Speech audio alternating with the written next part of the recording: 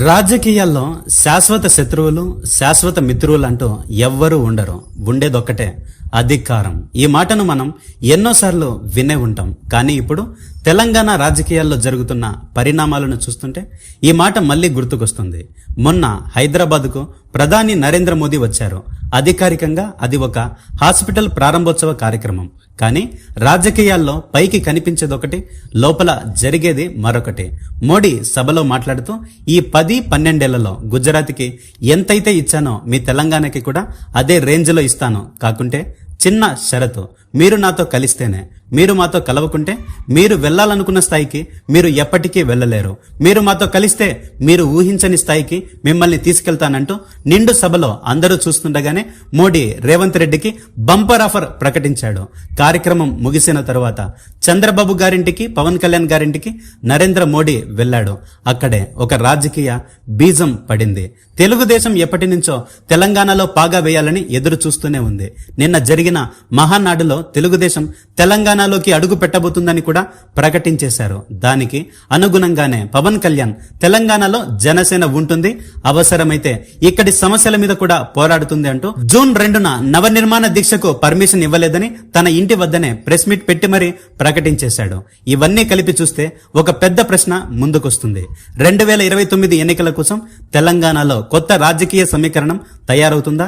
ఎందుకంటే ఇప్పటి వరకు తెలంగాణలో ప్రధాన పోటీ కాంగ్రెస్, బీఆర్ఎస్ మధ్య ఉండేది. కానీ ఇప్పుడు బీజేపీ తన వ్యూహాన్ని పూర్తిగా మార్చేసినట్లు కనిపిస్తుంది. ఒక విషయం గమనించండి. 2014లో తెలంగాణ ఏర్పడింది. 2018లో బీజేపీ పెద్దగా ప్రభావం చూపలేదు. కానీ 2023 నాటికి పరిస్థితి చాలా మారింది.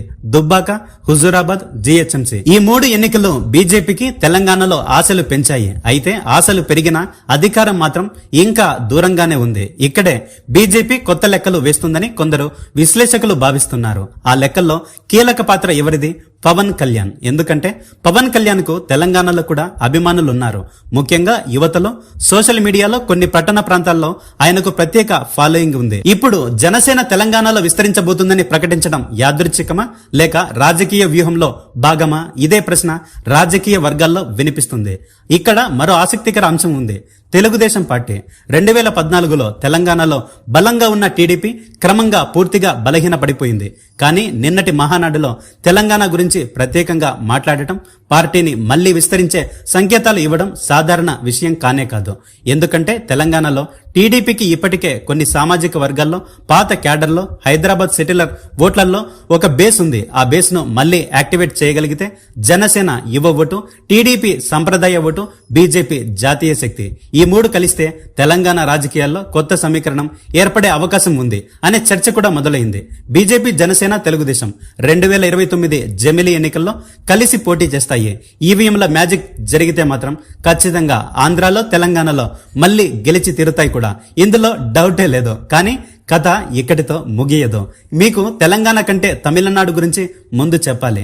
బూత్ లెవెల్లో కనీసం ఏజెంట్ కూడా లేనటువంటి పార్టీ, ఎమ్మెల్యే అభ్యర్థులు ఎవరో కూడా తెలియనటువంటి పార్టీ, తమిళనాడు రాజకీయాల్లో డిఎంకే, అన్నా డిఎంకేలను కాదని లక్షల మంది ఓట్లేశారంటే మీరు నమ్ముతారా?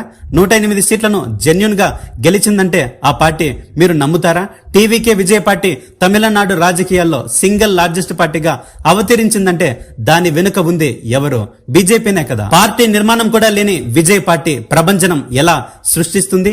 ఒక్కసారి ఆలోచించండి. ఎగ్జిట్ పోల్స్ రిలీజ్ అయినప్పుడే అర్థమైంది విజయ్ క్లీన్ స్వీప్ చేస్తున్నాడని. ఎందుకంటే ఆంధ్రలో కేకే సర్వే లాగే తమిళనాడు ఎన్నికల్లో విజయ్ ప్రభంజనం సృష్టిస్తున్నాడని యాక్సిస్ మై ఇండియా సర్వే సంస్థ ద్వారా లీకులు ఇచ్చారు. మళ్ళీ స్టాలినే గెలిస్తే కేంద్రంలో తమ పప్పులు ఉడకవని బీజేపీ భావించి బీజేపీతో పొత్తులో ఉన్న అన్నా డీఎంకేని గెలిపిస్తే ప్రజల్లో అనుమానం వస్తుందని ముందు జాగ్రత్తతోనే ఎవ్వరికి అనుమానం రాకుండా విజయ్ ని గెలిపించింది. విజయ్ చేతిలో బీజేపీ కమలం పువ్వును పెడితే విజయ్ మాత్రం కాంగ్రెస్ తో చేతులు కలిపి బీజేపీకి హ్యాండ్ ఇచ్చాడు. అది భరించలేని బీజేపీ గవర్నర్ ద్వారా విజయ్ ప్రమాణ స్వీకారాన్ని అడ్డుకుంటూ వచ్చింది.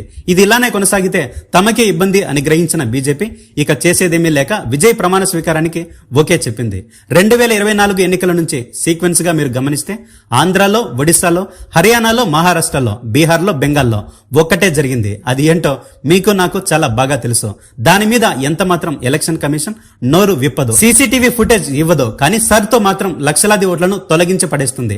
ఏం మాయా మంత్రం జరగకుండానే తెలంగాణలో ఉన్న 16 ఎంపీ సీట్లలో బీజేపీ 8 ఎంపీ సీట్లు ఎలా గెలుచుకుంటుంది? టీఆర్ఎస్ కి ఒక్క ఎంపీ సీటు కూడా దక్కకుండా చెప్పండి.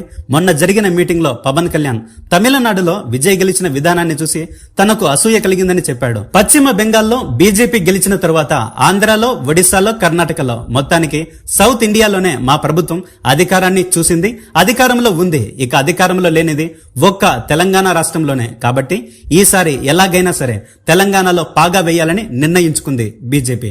అందుకే మోడీ పవన్ కళ్యాణ్ చంద్రబాబు ఇంటి గడపలను తొక్కాడు. మోడీ చంద్రబాబును అస్సలు నమ్మనే నమ్మడు, కానీ పవన్ కళ్యాణ్ ని మాత్రం పక్కనే పెట్టుకుంటాడు. ఎందుకంటే రేపటి రోజున ఆంధ్రాలో అధికారంలోకి రావడానికి, తెలంగాణలో అధికారంలోకి రావడానికి పవన్ కళ్యాణ్ ని పావుగా ఉపయోగించుకుంటారు. ప్రజల్ని నమ్మించి గొంతు కోయడానికే 2023 ఎన్నికల్లో బీజేపీతో కలిసి 8 చోట్ల పోటీ చేస్తే జనసేనకు తెలంగాణలో బర్రెలకకు వచ్చిన ఓట్లు కూడా రాలేదు. కట్ చేస్తే 2024 ఎన్నికల్లో ఆంధ్రాలో బీజేపీ, తెలుగుదేశం, జనసేన కలిసి పోటీ చేస్తే 21కి 21 సీట్లు పవన్ కళ్యాణ్ గెలుచుకున్నాడు. కేవలం 6 నెలల్లో ఇంత మార్పు ఎలా సాధ్యం? ఈవీఎంలతో కాకపోతే భవిష్యత్తులో తెలంగాణలో కూడా ఈవీఎంల మ్యాజిక్ జరగబోతుంది. అందుకే ఈ ఉత్సాహం అంతా. ఎలక్షన్లకు ఇక 2-3 ఉంది కాబట్టి మోడీ, అమిత్ షా ఇద్దరు కలిసి తెలంగాణతో మైండ్ గేములు ఆడుతున్నారు, పవన్ కళ్యాణ్ ని ముందర పెట్టుకుని. నెక్స్ట్ ఎలక్షన్ లో కాంగ్రెస్, బీఆర్ఎస్ ని దెబ్బకొట్టి తెలుగుదేశం, జనసేనతో కలిసి బీజేపీ అధికారంలోకి రావాలని ప్రయత్నిస్తుంది. కానీ ఇక్కడే మరో రాజకీయ ప్రయోగం కూడా జరుగుతుంది. అన్నామలై ఒక మాజీ ఐపీఎస్ అధికారి, కొన్ని సంవత్సరాల్లోనే తమిళనాడు రాజకీయాల్లో తనకంటూ ప్రత్యేక గుర్తింపు తెచ్చుకున్న నాయకుడు. అన్నామలై బీజేపీకి ఎందుకు రాజీనామా చేశాడో తెలుసా? ఎలక్షన్ల సమయంలో అన్నాడీఎంకేతో బీజేపీ పొత్తు పెట్టుకుంది. తమిళనాడులో బీజేపీ పార్టీకి అసలు ఓట్లేయరు. బీజేపీ భావాలను అన్నామలై తమిళనాడులో చాలా బలంగా తీసుకెళ్లాడు. అన్నాడీఎంకేలో ఉండే పళనిస్వామి అన్నామలై తనకు మరో పవర్ సెంటర్ అవుతాడని భావించి చాలా ముందు జాగ్రత్తగా, చాకచక్యంగా అన్నామలైకి సీటు ఇప్పించకుండా జాగ్రత్త పడ్డాడు. ఇటు బీజేపీ కూడా అన్నాడీఎంకేతో పొత్తు పెట్టుకుని ఎలాగో విజయ్ ని సీఎం గా గెలిపిస్తున్నాం కదా, ఇక అన్నామలైతో మనకు పనేముంది అనుకున్నాయి. కానీ కథ అడ్డం తిరిగింది. అందుకే ఇప్పుడు అన్నామలై ద్వారా బీజేపీకి రాజీనామా చేయించి కొత్త పార్టీని తమిళనాడులో ఇంట్రడ్యూస్ చేయాలనుకుంటుంది. తద్వారా తమిళనాడులో అన్నామలై ద్వారా బీజేపీ అధికారాన్ని చేపట్టాలనుకుంటుంది. చాలా మంది రాజకీయ విశ్లేషకులు ఒక విషయం చెబుతూ ఉంటారు, తమిళనాడులో బీజేపీ బలం కంటే అన్నామలై వ్యక్తిగత ఇమేజ్ ఎక్కువగా పెరిగిందని.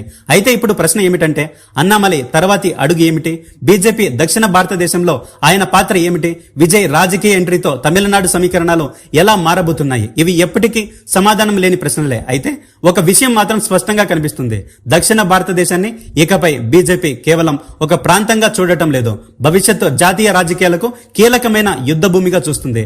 అందుకే తెలంగాణలో పవన్ కళ్యాణ్, తమిళనాడులో అన్నామలై, కర్ణాటకలో స్థానిక నాయకత్వం, కేరళలో కొత్త వ్యూహాలు, ఈ అన్నింటినీ కలిపి చూస్తే ఒక పెద్ద రాజకీయ చిత్రపటమే కనిపిస్తుంది. అది నిజంగా 2029 కోసం సిద్ధమవుతున్న మాస్టర్ ప్లానే.